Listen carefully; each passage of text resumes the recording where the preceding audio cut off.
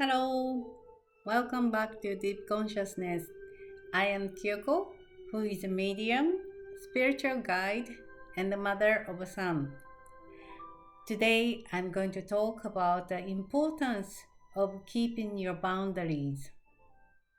The reason why I'm going to talk about the importance of keeping the boundary is because I have really struggled my life having this ability of seeing people, animals, plants, lands, buildings, everything as energies.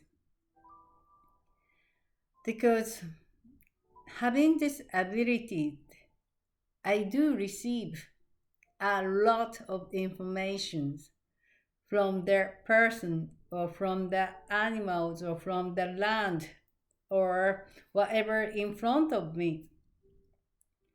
Because, for example, if it were the person might be showing some kind of personalities, but inside, often their personality they show inside is very opposite. People tend to believe the kind of personality they are, but actually their true personality often different, often opposite. They do things believing that that's the kind of personality other people want them to be. So in order to keep the relationship with others,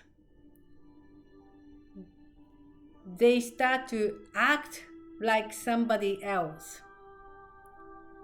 I think most of us do the same. We go to work, we meet the customers, we often pretend to be like somebody else. And if you keep doing that for many, many years, you even forget who you really are. I was able to see everything as energies, and my family were the same. So before the kindergarten, I didn't have any problems because whatever I feel, whatever I see, whatever I hear, I could share the information I received with my families who also saw things and then felt things and heard things. So sometimes we are having a dinner at home and then some entity walk into our house, and then I will recognize, and then I will say to my mom, this person just walked in. And then she will say, yeah. And then now he went to their next rooms. It's almost like our neighbor just walked into our house. So for us, their person is alive or person is already, deceased person, it didn't matter. We just talked about whatever we saw it. And then even now with my son, who is a university student, he also has that ability, so we talk about it. And then when I started to go to kindergarten, that's when I started to feel their uncomfortable feelings with others. Because even the kindergarten, I meet my teachers, kindergarten teachers, and sometimes, like many times, many kindergarten teachers don't even like children. They thought they liked, and then after they got the job, they realized they really hated the job. But because of their money, or maybe because of their years of studying, they don't give up, so they continue the job.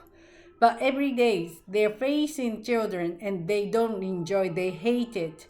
And then I hear the message whatever they're feeling inside, I hear the message. And then when I look at the teachers, the kindergarten teacher is looking at me with a big smile, saying, "Hey, good morning, how are you?" And then I was just like, what? Inside I go, oh, here we go again. I really don't like this job. I'm hearing this. And then on the other hand, there she had a big smile as if like she loves the children, like we're all angels. And then I was really confused, why people even pretend whatever they're feeling. Like why people are not honest. Because I see, I hear, I felt clearly what's going through inside them. It was very difficult for me to ignore it. So through my school age, I really struggled, because it was not only our teachers, it was also the students, and then there are my friends' parents, all the people around me. Everyone had the two sides, and then I was really confused. And then it was really difficult to ignore it, because sometimes you run into your friend, and then she's very outgoing, she's helpful, and she's smiling to everyone. But on the other hand, she has a problem with her families, and then she's really hurting, and she's in so much pain, and then she's so ashamed of what is going on with the families that she doesn't want anyone to know about it. So she's always pretending that nothing wrong with her life, and then she's all happy and her family is all okay. And then for me, it's not okay, because I know that she's not okay, and I still have to pretend that it's all okay. So I got really confused. And then, having this ability doesn't mean that I'm capable to go through all the other people's emotions. I really had to train myself to live my life even under these circumstances. And then I still have to maintain my own life. So eventually, I had to learn how to set the boundaries, because till then, I just, felt people's needs. I knew what is going on with the person. I knew that the person really needs the help. So even though maybe that time I also needed the help, I will put myself aside, and then I will do whatever I was asked to do.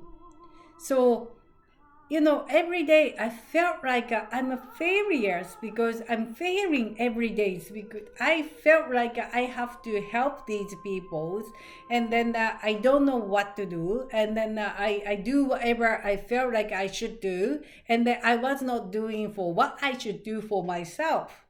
So I knew deep down that I'm failing my life. I'm failing my life to make myself happy, to keep my life content, because I'm always looking others and I was not looking at me. And so if you do that, you start to have the many problems. You start to have problems at home, you start to have problems at schools, at work. And then back then, I just didn't know what to do. I just prayed to the universe, please shut my abilities. I don't want to feel anymore. I didn't want to see anything. I didn't want to hear anything. And then it just went on and on and on. And then eventually, I really shut myself. I didn't want to get any more information. I really closed down. And then do you know what happened? I had like several years there. miserable times. Without having these abilities, it was like a walking my life with my eyes closed and my ears closed, everything closed. I felt like I was walking under the dark tunnels that I couldn't see the other end of the tunnels. Eventually, I suffered the depressions, and then I just didn't want to stay here any longer. But one fine day, I came to the point like I am not having a good time. I haven't seen the other side of the truth of this life. Till I found the other side of the truth of this life, I will hang on. That's when I started to see the light coming into my life.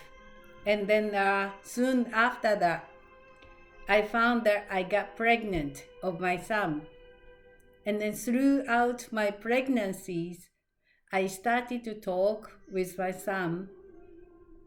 And then having these conversations every day, every month till he was delivered, my spiritual ability came back strongly.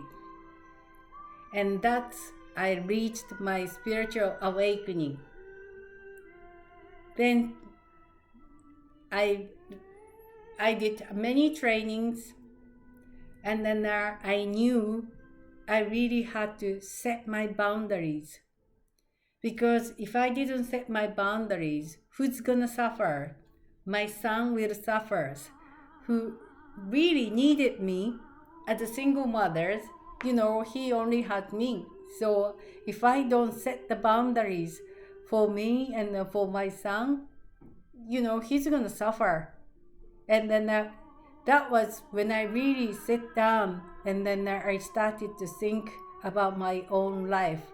And then I said to myself many times, it's okay to be selfish. It's okay to put yourself first. So today I'm going to share the little techniques that you can practice every day to set your boundaries. Boundary is, you might find it very difficult because you can't see it. The boundaries between you and other people, you can't see the wall. But sometimes you feel like people really pushing and then, crossing your boundaries. And then because you can't really set the physical wall, you don't know what to do. So what you can do is that you can actually set the invisible wall between you and then others. So if you open your arms, imagine you are surrounded with this boundary egg. I call it boundary egg. So you are surrounded by this boundary egg. And then you feel like, imagine yourself, you're in the center of this boundary egg. You can imagine the egg with the lights, the color of lights that you like. It can be gold color, it can be white color, it can be pink, green, and blue, whatever the color you like. So every morning when you wake up, till you get used to it, you can actually open your arms and then imagine you are surrounded by this oval egg. And then you are safe in the egg. No one can cross and come inside your boundaries. And then you start your day, you go to school, you go to work, at work or at school, wherever you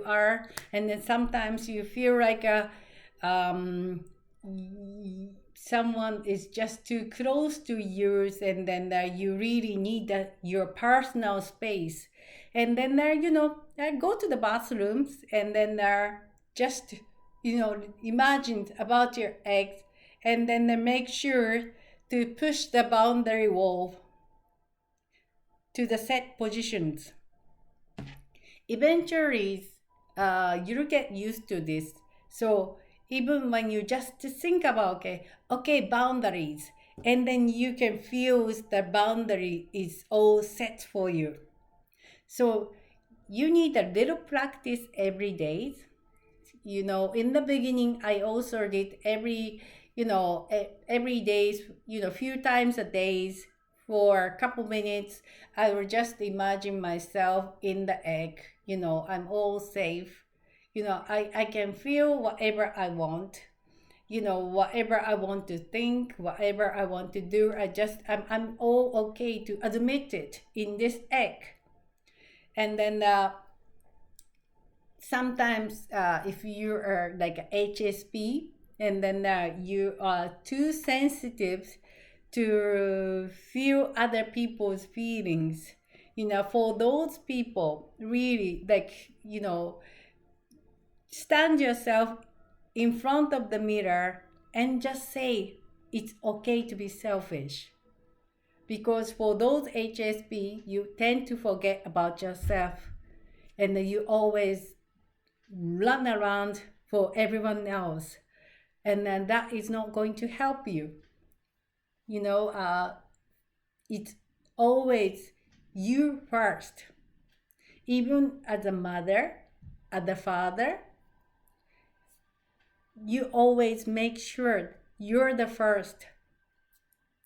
So every day, every morning, even before you go to bed, before you do meditations, you can surround yourself in this boundary egg, and then you are safe in there. If you like the channels, please like the channels and subscribe. And then next time I'm going to share little more techniques. Thank you for watching. See you next time. Bye.